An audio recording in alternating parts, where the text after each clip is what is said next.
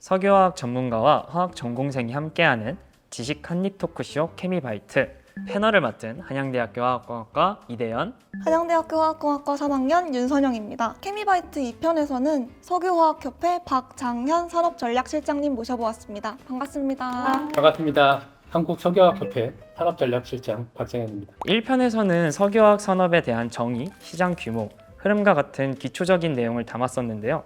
두 분 혹시 1편 보셨나요? 당연하죠. 내용이랑 구성이 너무 알차더라고요. 저는 예고편까지 봤었는데 생각보다 석유화학 산업이 우리 일상 속에서 정말 많이 쓰이는 산업이고 없어서는 안 되는 산업이라는 생각이 들더라고요. 열심히 보셨네요. 당연하죠. 실장님은 보셨나요? 예, 저도 아주 흥미있게 봤고요. 많은 조회수와 많은 댓글에 깜짝 놀랐습니다. 이번 2편에서는 또 실장님과 어떤 이야기를 나눌 수 있을지 많이 기대가 됩니다. 주제를 말씀해 주시면 감사하겠습니다. 이번 주제는 소재를 생산하지 않고 수입에만 의존한다면이네요.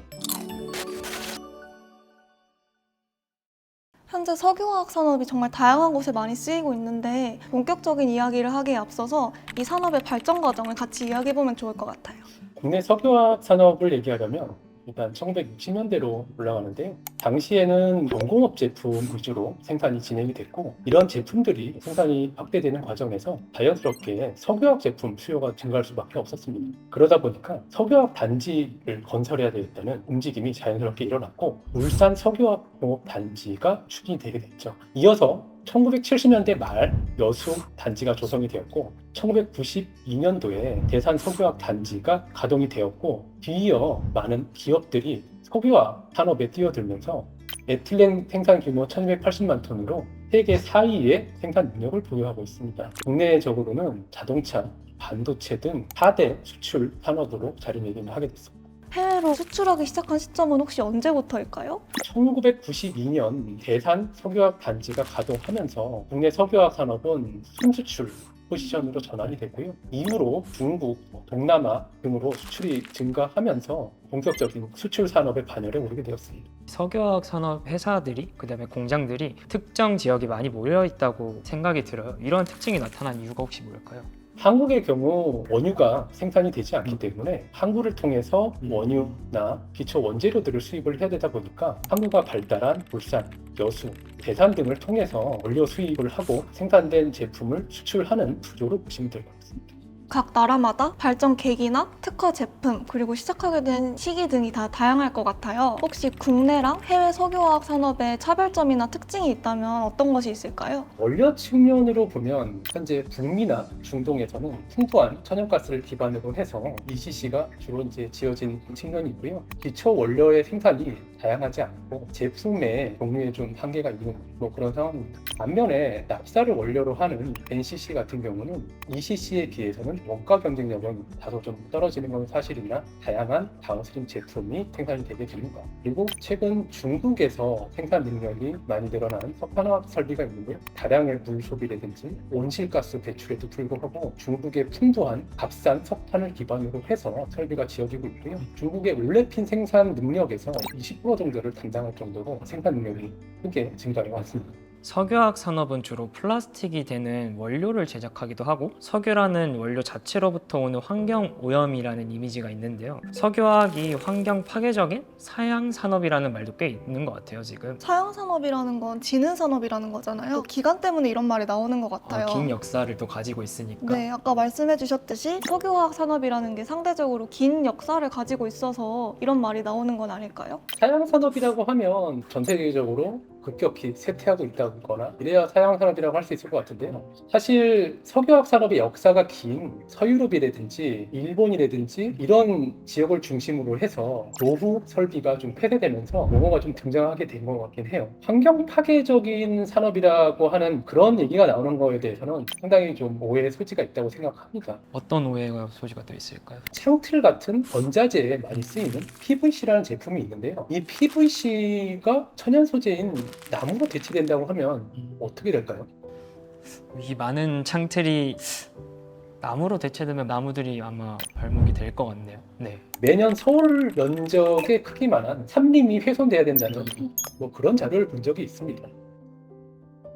작황이나 기후 변화에 따라서 급격하게 생산량이 줄어들 수도 있는 그런 리스크가 있는 데 반해서 원재료만 안정적으로 공급할 수 있다고 하면 공급이 안정적으로 꾸준히 지속할 수 있는 뭐 그런 측면이 있겠죠. 오늘의 주제에 대해서 이야기해보면 어떨까 싶어요. 우리나라 석유화학 산업이 경쟁력 1위를 달린 지 불과 10년 만에 매각 1순위로 전락하게 됐다는 기사를 본 적이 있는데, 이렇게 우리나라 모든 공장이 매각되게 되면 결국에는 우리나라는 수입에 의존할 수밖에 없을 것 같다는 생각이 들더라고요. 예, 아주 우려스러운 질문인데요. 전량 수입에 의존하기는 상당히 힘들 것 같고요. 만약 그렇게 된다면 환율 변동에 따라서 석유화학 제품 가격이 크게 상승할 수도 있고요. 또 국제 공급망에 문제가 생긴다고 하면 석유화학 제품 조달이 어려워질 수도 있겠죠. 환경적으로는 또 어떻게 될까요? 플라스틱 폐기물이라든지 뭐 재활용이라든지 이런 부분을 맡고 있는 것도 석유화학 산업이라고 생각합니다. 지속해 나가지 않는다고 하면 이런 부분에서의 대응도 어려워질 수 있다고 생각합니다.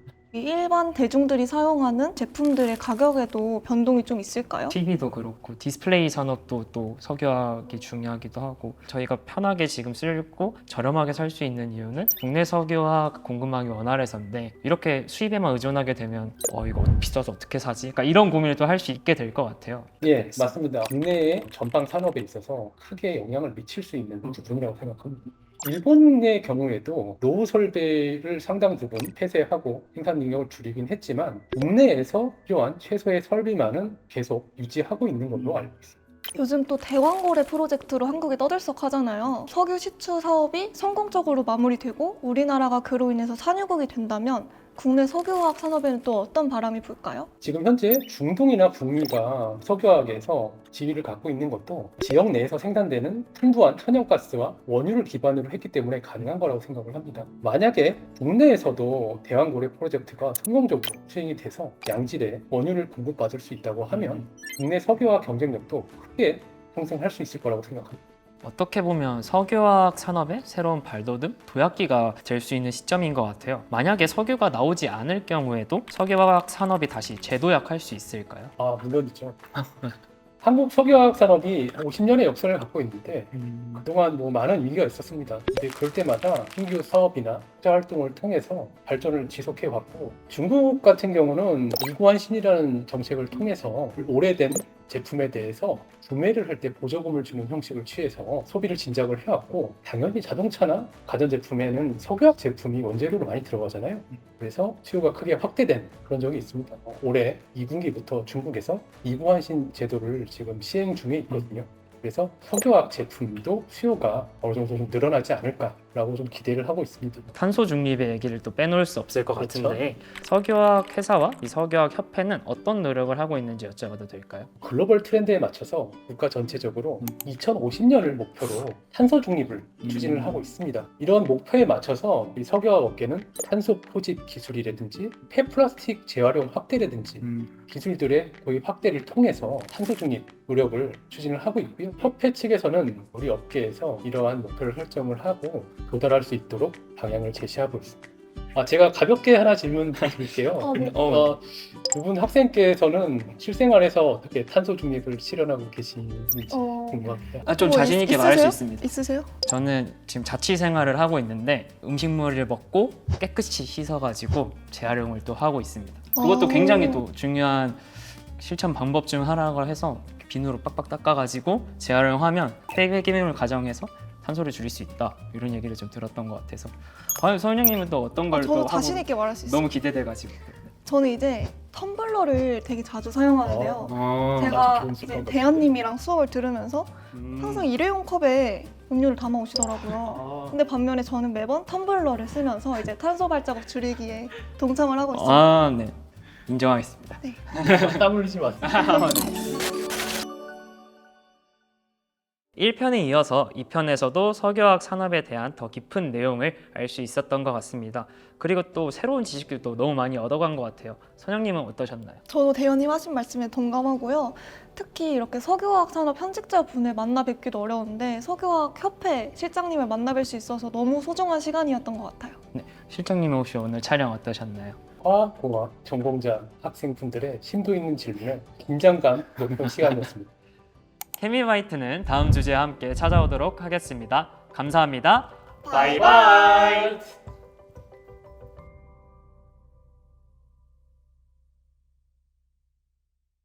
네.